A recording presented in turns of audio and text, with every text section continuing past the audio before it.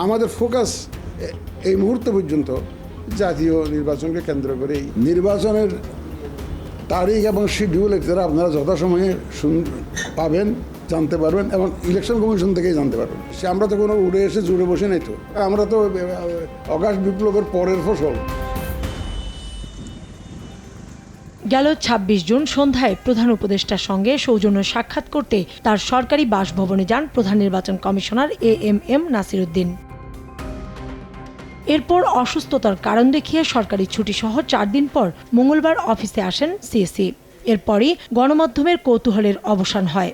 দুপুরে সাংবাদিকদের সঙ্গে আলাপকালে সিএসি বলেন, প্রধান উপদেষ্টার সঙ্গে ছিল নেহাত সৌজন্য সাক্ষাৎ, তবে জাতীয় নির্বাচনের প্রস্তুতি নিয়ে কথা হয়েছে বলেও জানান CSE.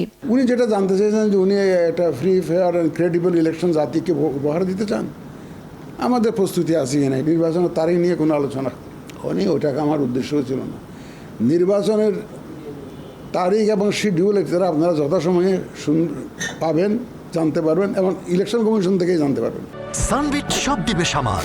Sunbit magic press dishwashing এর মাথা ঘোরানো সলিউশন। জানান, সরকারের কমিটমেন্ট অনুযায়ী ফেব্রুয়ারি থেকে এপ্রিলের মধ্যে জাতীয় নির্বাচনের প্রস্তুতিতে কাজ করছে ইসি। সুষ্ঠু ও নিরপেক্ষ নির্বাচনে সরকার আন্তরিক বলেও জানান নাসির উদ্দিন।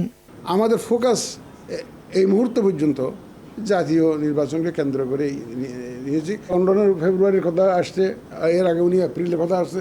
ওর মধ্যে ওই দুইটা টাইম ফ্রেমকে সামনে রেখে আমরা প্রস্তুতি। নির্বাচন কমিশন পুনর্গঠনের দাবির প্রশ্নে সিএসি বলেন, জোর করে চেয়ারে বসেনি কমিশন।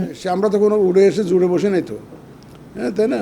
এবং আমরা তো অগাস্ট বিপ্লবের পরের ফসল। এমন না যে স্বৈরাচারী আপনারা যে বলেন ফেসিস্ট রেজিমের কথা বলেন, এই ফেসিস্ট রেজিম আমাদের নিয়োগ দিয়ে গেছে এমন তো না। আমরা তো এই 5 আগস্টের পরে একটা সম্পূর্ণ একটা ট্রান্সপারেন্ট প্রসেসের মাধ্যমে আমরা নিয়োগপ্রাপ্ত। কাউসারা চৌধুরী কুমু, সময় সংবাদ, ঢাকা।